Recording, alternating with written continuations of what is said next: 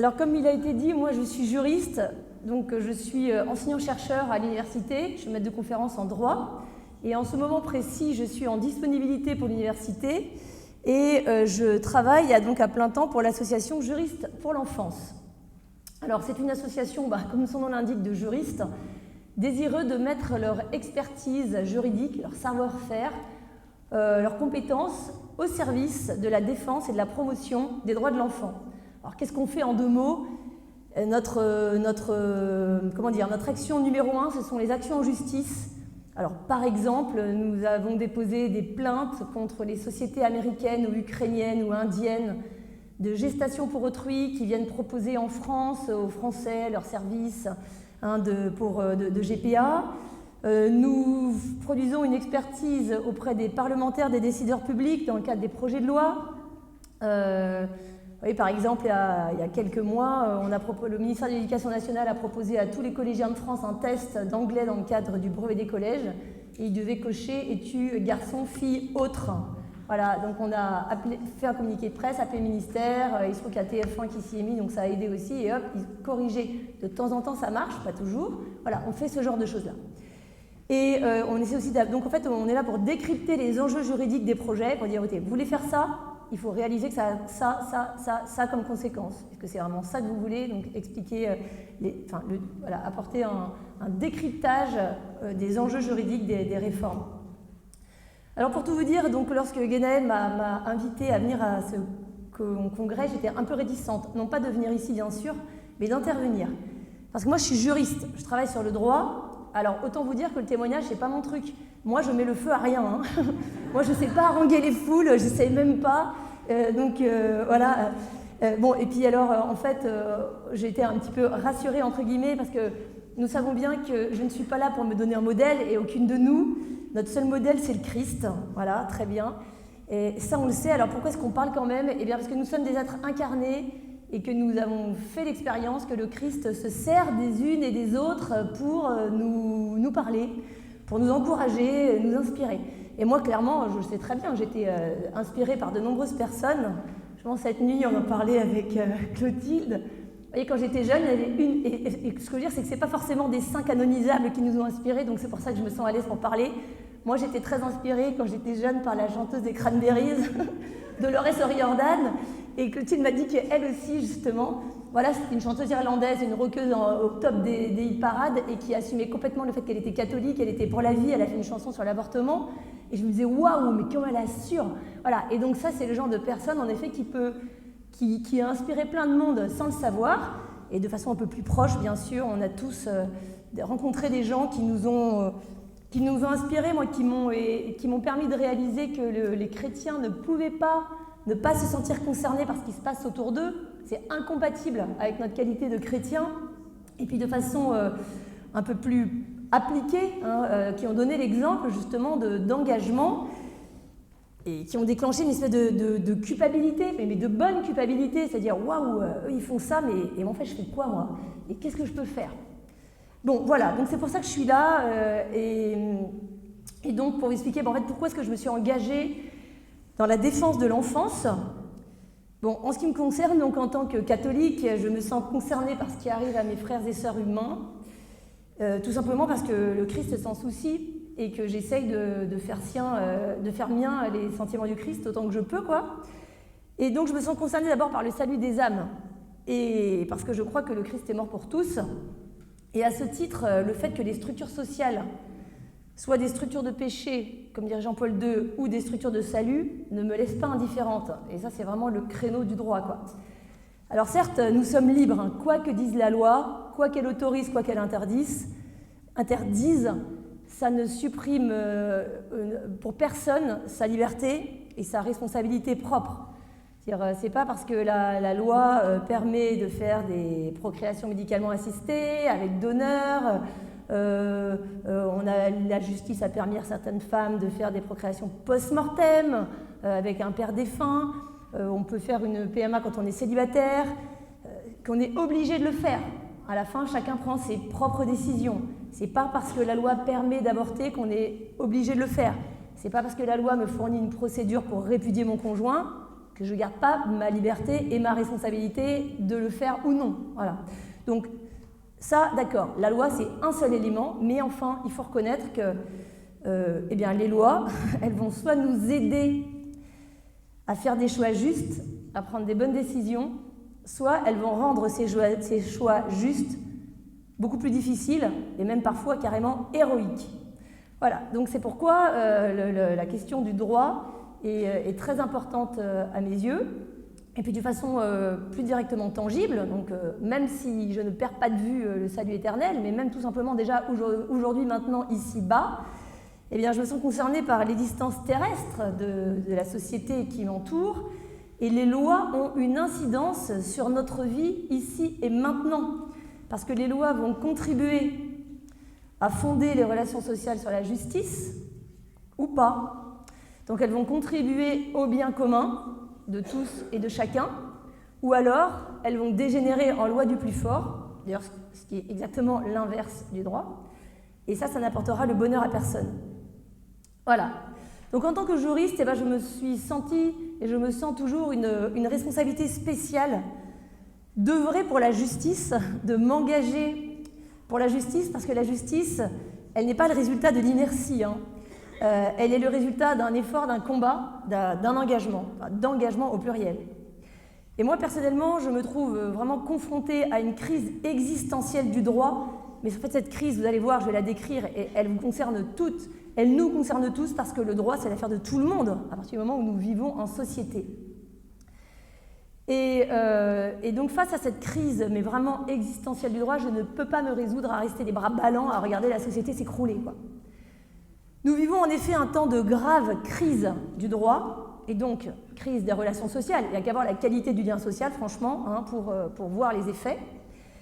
Et nous pouvons toutes en faire l'expérience, hein. On ne compte plus les lois injustes qui méconnaissent des principes par ailleurs soi-disant professés. Bon, par exemple, mon association a beaucoup travaillé sur la loi de bioéthique qui a été adoptée en août 2021 et qui organise, par exemple, la procréation médicalement assistée qui efface délibérément la lignée paternelle de l'enfant.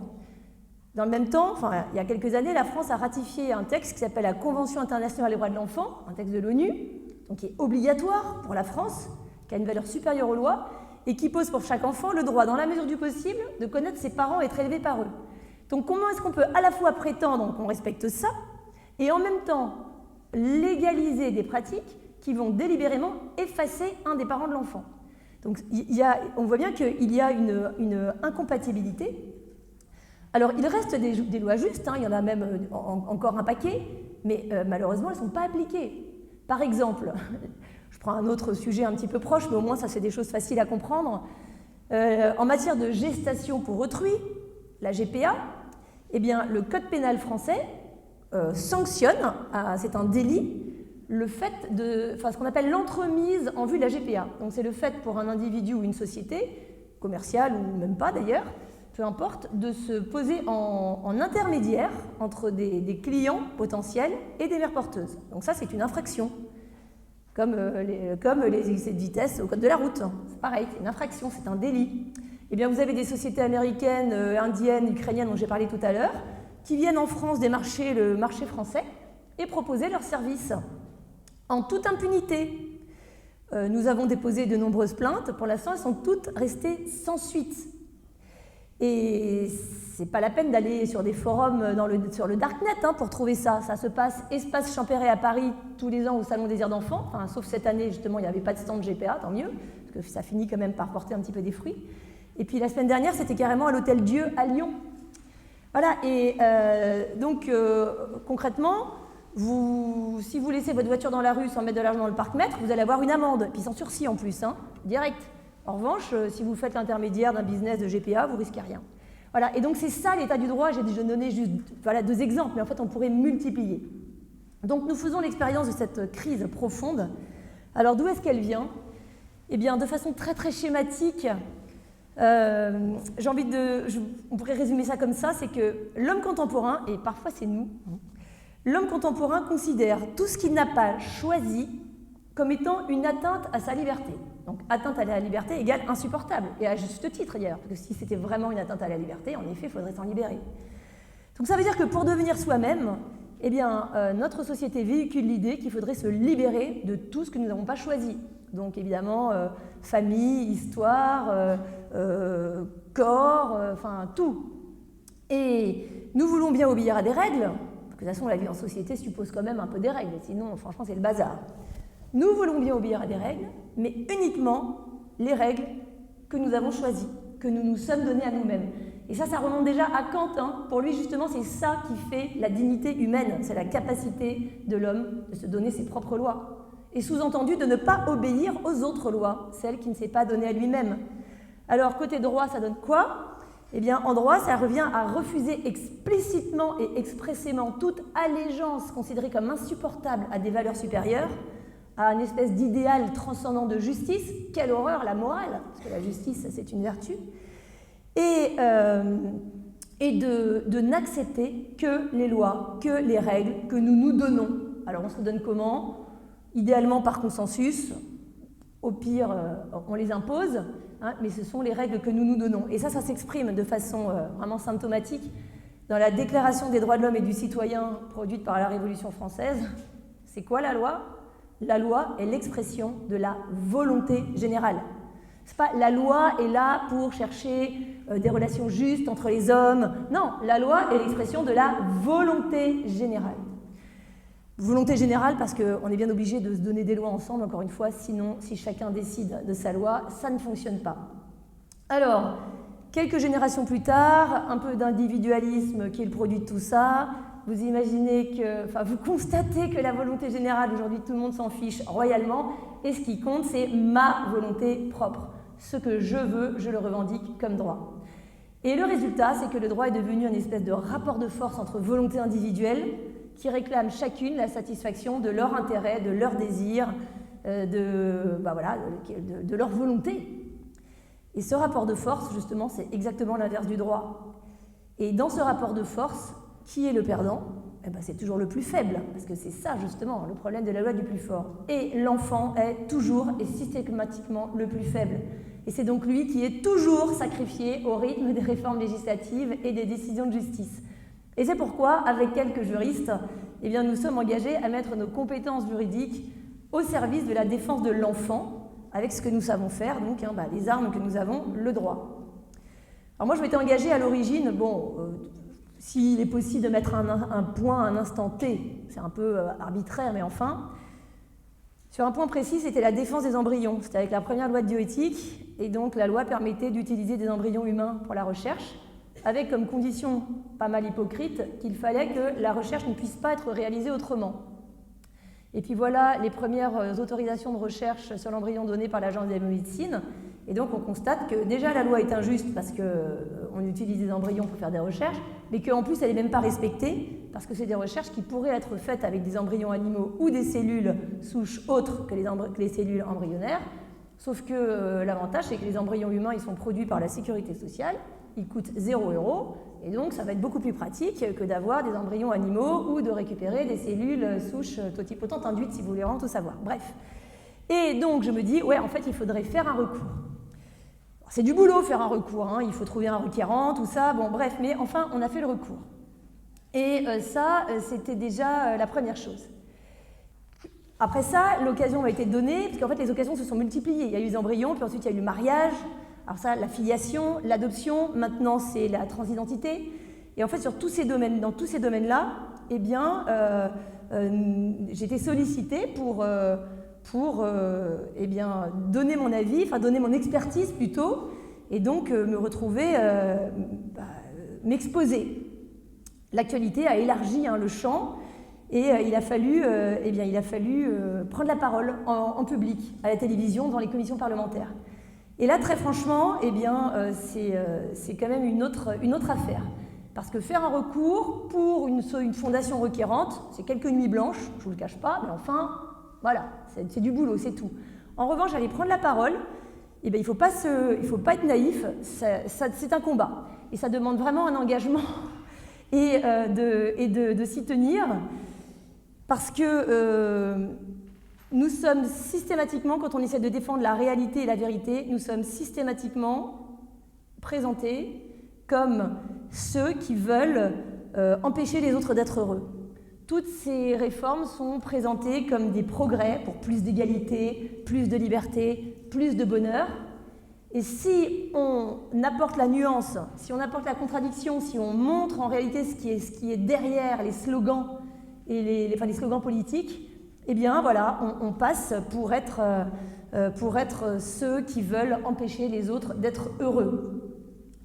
Et donc, il s'agit, dire la vérité, dire juste la simple réalité, c'est un combat, parce que nous sommes a priori, montrés du doigt, obligés de nous justifier, alors que les promoteurs de ces utopies, eh bien, ils ont a priori raison. Bon, le temps finit en général par donner raison à ceux qui défendent la vérité, hein, mais en attendant, c'est très dur. D'ailleurs, il y a des choses qui progressent. Regardez dans la société, la pédophilie, par exemple. Franchement, il y a 50 ans, il y avait de quoi déprimer. Hein. Eh bien aujourd'hui, voilà, l'année dernière, on a eu une loi qui a mis dans le code pénal l'impossible consentement des mineurs de 15 ans à un acte sexuel avec un adulte. Alors que 6 mois avant, on avait encore des décisions de justice qui osaient dire que la gamine de 11 ans, elle ne s'est pas débattue, donc on peut considérer qu'elle est consentante. Voilà, donc il y a quand même des choses qui progressent. Regardez aujourd'hui, il y a quand même une prise de conscience sur la pornographie. Alors on attend les actes, hein, mais enfin, quand on alerte sur les méfaits de la pornographie, au moins c'est les enfants, on n'est plus à contre-courant. Voilà, donc il y a des choses qui vont mieux, mais il y en a tellement d'autres entre-temps qui se sont dans d'autres domaines dans lesquels l'erreur se répand, que parfois, eh bien, on a quand même l'impression d'être submergé. Et on fatigue, ça c'est vrai. Avant, je disais en blaguant, on se reposera à la retraite. En fait, je pense que pour la retraite, c'est mort de se reposer. En fait, on se reposera au paradis. Mais en attendant, je crains que ce ne soit pas pour nous. Mais alors, après ça, pourquoi s'engager? Parce qu'après tout, on peut se dire, le monde s'écroule autour de moi j'y peux rien, j'ai pas les moyens de changer tout ça. Après tout, qu'ils se débrouillent. Hein. Ils ont voulu leur loi, ils ont voulu leur folie, et maintenant qu'ils se débrouillent. Mais pour moi, cet engagement, souvent on me dit, ouais, en fait, t'attaques la montagne à la petite cuillère. Et c'est exactement ça. Ou alors, c'est David contre Goliath, on en parlait au déjeuner ou je sais plus quand. Je dis, oui, c'est exactement ça, mais rappelez-vous qu'il gagne à la fin quand même. Hein. Et en tout cas, le fait de s'engager, malgré la disproportion, malgré la fatigue, malgré quand même, il faut dire, le combat quoi, que cela signifie, c'était vraiment pour moi une évidence. Et franchement, ce n'était pas un choix fondé sur un goût ou une appétence pour le combat politique, alors vraiment pas du tout. Pas du tout. Mais franchement, lorsque la première occasion s'est présentée, moi je me suis dit que en fait, j'avais pas le choix. Et pour plagier Saint Paul, si je puis me permettre, je crois qu'il y a un moment, il dit « Malheur à moi si je n'annonce pas l'évangile ». Moi, clairement, je me suis dit « Malheur à moi si je ne fais pas ce recours ». C'est-à-dire que je ne pourrais même pas me regarder dans une glace après. Donc, voilà. Donc, il y a eu ces premiers recours, et puis ensuite, d'aller plus loin, de prendre la parole. J'y suis toujours allée à reculons, hein, je ne vous le cache pas. Il y a Béatrice Bourges qui aurait pu être là, hein, voilà. Et moi, les premières fois que je suis allée avec elle parler à des commissions parlementaires, mais franchement, on était liquéfiés dans la rue, on était comme ça. Et franchement, après ça, une fois qu'on commençait à prendre la parole, il faut reconnaître ce qui est, ça allait mieux. Mais franchement, dans le train pour y aller, on dit mais qu'est-ce qu'on fait là? C'est pas possible, on s'est trompé d'endroit. Et finalement, et puis c'est toujours comme ça. Hein. En fait, c'est toujours comme ça. Mais bon, on y va quand même. Parce que je pense que nous avons une mission, et franchement, il n'est pas possible de se dégonfler. Alors, j'ai quand même eu un moment pas de doute, parce que j'étais convaincue que ce que je faisais, c'était bien, mais je me disais, mais en fait, c'est quoi la priorité? Parce que, est-ce qu'il vaut mieux carrément évangéliser, annoncer Jésus-Christ, ou alors est-ce qu'il faut aller parler aux commissions parlementaires? Parce que les deux sont bien, mais quelle est la priorité? Et puis un jour, j'ai eu une illumination, parce qu'il y a un colloque de juristes catholiques, il y a quelqu'un qui a posé la question au prélat de service qui était là, je ne sais plus qui c'était, et qui lui demande, mais comment font les juristes, ou même les citoyens lambda, hein, dans la société laïque, en fait athée, parce que en fait, notre société est athée, la religion est évacuée de l'espace public, ça s'appelle de l'athéisme pratique. Donc, c'est même pas une société neutre qu'on a, c'est une société qui professe l'athéisme pratique. Comment est-ce qu'on fait dans cette société pour promouvoir la royauté sociale de notre Seigneur Jésus-Christ? C'est-à-dire que le fait que le Christ règne sur la société, avec la séparation des pouvoirs temporels et spirituels et tout ça, mais enfin quand même que le Christ soit honoré en tant que roi de l'univers, roi de la société. C'est vrai que j'avais jamais pensé à ça, j'ai dit mais en fait mission impossible. Eh bien, il a dit « Ah, mais pas de problème. En fait, je voulais vérifier la source, mais il n'y a pas de réseau ici, donc je me souviens plus de la source. » Enfin, de mémoire, il a dit « Le Concile Vatican II a répondu à cette question, donc je ne sais pas quelle constitution. C'est que dans une société laïque, la façon dont les chrétiens vont travailler à instaurer la royauté sociale du Christ, c'est de travailler dans la mesure de leurs moyens à rapprocher les structures sociales de la loi naturelle. » Et voilà, donc là, l'avantage, c'est que en fait, les deux sont vraiment complètement liés. Et tout ce que nous faisons pour rapprocher les structures sociales de la loi naturelle, eh bien, c'est une forme d'évangélisation indirecte. Voilà, donc c'est ça que nous essayons de faire, contribuer modestement, mais contribuer à rapprocher les structures sociales, donc la loi, pour commencer par elle, de la loi naturelle. Et ce n'est pas toujours facile, parce que la loi naturelle, certes, elle est inscrite dans la conscience de tout être humain, catholique ou pas, mais enfin, elle ne fournit pas de solution toute faite. Même si on cherche à rechercher en nous, dans notre conscience, la solution juste, ça demandera toujours du boulot. Ça demandera toujours un effort de discernement donc de chercher quelle est la bonne solution, ensuite avoir le courage de la proposer à contre-courant, de la défendre, de la promouvoir, de l'expliquer, de déjouer les mauvaises foi qui la caricaturent, de passer outre les attaques personnelles qui sont parfois très violentes. Voilà, mais encore une fois, impossible de rester les bras ballants à regarder la société s'écrouler. Alors notre mission, moi je suis sur le terrain juridique, mais je pense que concrètement on a une mission qui est commune, quelles que soient nos compétences professionnelles, personnelles par ailleurs, c'est que nous faisons toute la même expérience, que cette crise sociale que j'ai décrite, elle se traduit par une dépression généralisée. La société est complètement dépressive, est complètement déprimée. Et vous savez, moi je fais très souvent des conférences, et savez-vous ce que me disent les gens à la fin? Alors, ceux qui ont trouvé ça nul, ils sont polis, ils ne me disent rien. Mais voilà. Il y a quelques personnes, toujours, qui viennent me dire « Ah, merci pour vos arguments, ça m'a permis d'aller plus loin dans ma propre réflexion et d'avoir des arguments quand je vais discuter avec un tel ou un tel, quand je vais aller voir mon député, génial. » Mais l'immense majorité des troupes, qu'est-ce qu'ils me disent? « Merci parce que vous nous avez redonné le moral. » Merci parce que vous m'avez redonné l'espérance. Je pensais qu'on avait perdu. Et en fait, je me dis non, ça vaut peut-être le coup qu'on se batte. Voilà, donc moi, mon boulot, en fait, il est très clair. Certes, je suis là pour apporter un éclairage juridique, mais en fait, je suis là pour ma mission, je la vois vraiment comme ça, de redonner le moral, de redonner l'espérance aux gens. Et ça, c'est vraiment notre mission à toutes, quelles que soient, encore une fois, nos compétences professionnelles et personnelles qu'on peut avoir par ailleurs. Et c'est pas que nous soyons nous-mêmes la source de la joie ou de l'espérance, évidemment, non, mais nous sommes les canaux par lesquels elle va parvenir aux autres. Et ça, c'est vraiment une responsabilité. Et justement, pour mettre un petit peu en pratique ce projet, je voudrais pour finir juste dissiper avec vous parfois quelques faux semblants, qui sont des obstacles en fait à cette mission de rendre l'espérance au monde. Et parfois, nous confondons l'engagement avec le fait de faire la liste des problèmes, de se lamenter sur notre époque, les difficultés, les temps. Faire la liste des problèmes de notre temps n'a d'intérêt que si l'objectif, c'est de trouver des solutions et de s'engager pour les mettre en pratique. Parce que si c'est pour se lamenter sur l'époque qui est la nôtre, alors franchement, quel mal nous faisons avec ça? C'est-à-dire que là, justement, ça coupe l'espérance et ça va couper les ailes, on ne s'en rend pas compte, mais on coupe les ailes de ceux qui pourraient s'engager, puis en fait, ça ne sert à rien. Moi, le nombre de fois où j'entends ça, ouais, mais en fait, tout ce que vous faites, c'est vous ralentissez le rouleau compresseur, mais un jour ou l'autre, le rouleau compresseur, de toute façon, c'est lui qui décide, et à la fin, toutes ces lois, elles vont finir. De toute façon, l'Europe va nous les imposer. Non, mais au secours. Enfin, dire, si c'est pour dire ça, franchement, taisez-vous. Je veux dire, non, mais vraiment, ça ne nous rend pas plus intelligents d'être lucides. Oui, on peut être lucide pour ensuite en tirer des conséquences en termes d'action efficace. Mais les problèmes existent, il ne faut pas se voiler la face. Moi, j'en fais l'expérience 24 heures sur 24, mais ça ne sert à rien de leur donner encore plus de poids qu'ils n'ont déjà en les rendant omniprésents dans nos conversations.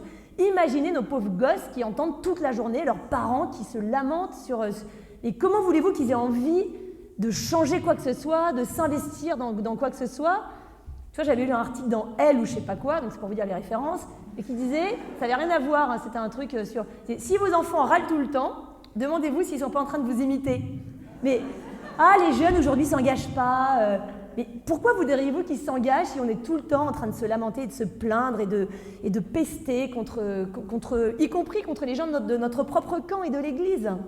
Hein, voilà, donc ça c'est pour... D'ailleurs, j'en viens à un deuxième anti-engagement, c'est le fait de critiquer ceux qui s'engagent. Et ça, c'est tellement facile et c'est tellement tentant parce qu'à partir du moment où quelqu'un s'engage, il se retrouve sous les feux de la rampe et alors il est systématiquement, au bout de 10 secondes, il est trop ceci pour les uns et pas assez cela pour les autres. Mais c'est évident. Hein, et en plus de ça, les gens qui sont engagés, comme tout le monde, peuvent dire des bêtises et commettre des erreurs. Donc alors, avec ça, et comme ça fait de la peine, hein, franchement, vous mettez trois catholiques autour d'une table, à votre avis, il faut combien de secondes avant que l'évêque du coin, ou le pape, ou le responsable de la pastorale, ou je sais pas qui... Non mais franchement, ça fait tellement de peine, et je ne suis pas en train de critiquer les autres, hein, je me mets dans le sac, franchement, c'est évident. Mais ça, dire que si c'est notre rôle de corriger, eh ben faisons-le, ça s'appelle la correction fraternelle, et ça c'est la vraie charité. D'ailleurs c'est dans l'Évangile. Hein. Si ce n'est pas notre rôle, mais alors fermons-la, fermons-la. Je me souviens d'un conseil de Saint José Maria dans un petit bouquin qui s'appelle Chemin, vraiment je l'ai retenu ça, la fois où je l'ai lu il y a au moins 20 ou 30 ans. Si tu ne peux louer, tais-toi. Parce que c'est vrai que parfois, objectivement, on ne peut pas louer. Quand quelqu'un fait quelque chose de mal, on ne peut pas dire que c'est bien. Mais dans ce cas-là, on n'a qu'à se taire. Voilà. Alors si nous prenons déjà toutes ici l'engagement, comme premier engagement, si nous prenons l'engagement d'essayer de ne rien dire de négatif, que ce soit pour commenter notre époque ou parler des autres, bah franchement, je peux vous dire qu'on n'aura pas perdu notre temps. Voilà. Dernière aussi, voilà, on pourrait allonger la liste, hein, mais un obstacle que je vois à l'engagement des uns et des autres, c'est le fait de comparer. L'énergie qu'on peut déployer à argumenter pour savoir s'il vaut mieux faire ceci ou il vaut mieux faire cela. C'est bien de faire le caté, mais enfin franchement, il ferait mieux de donner des sandwichs aux sans-abri. Ou alors, c'est bien de donner des sandwichs aux sans-abri, mais enfin franchement, l'urgence c'est quand même d'évangéliser la jeunesse. Non mais franchement. Et on pourrait multiplier les exemples et le nombre de fois où en fait on passe des soirées entières à dire qu'est-ce qu'il vaudrait mieux faire et à la fin on fait quoi? Bah, je ne sais pas. Ouais. Voilà. Et alors, non, attendez, non, arrêtez. J'ai pas, juste, pour finir, j'ai 10 secondes, pour finir, on fuit les discussions stériles et on se dit, ok, moi qu'est-ce que je fais? Tout est complémentaire et tout est utile. Et je voudrais terminer avec juste une question qu'un jour un journaliste m'a posée. Il m'a demandé, est-ce que vos enfants souffrent de vos engagements? Et franchement, j'étais prise de court. Ça m'arrive très rarement d'expérimenter, vous savez, la promesse de l'Évangile. Ne vous souciez pas de ce que vous direz, ça vous sera donné. Bon, très franchement, moi en général, je bosse parce que si on bosse pas, ça tombe pas du ciel. Bon, mais là, franchement, je sais pas d'où je lui ai répondu quelque chose qui, avec le recul, en fait, c'est hyper vrai. On m'a dit, est-ce que vos enfants souffrent de vos engagements? Parce que c'est quand même un risque. Et je lui ai répondu, oui, bien sûr qu'ils souffrent de mes engagements, mais ils souffriront bien plus de mes manques d'engagement. Voilà. Merci.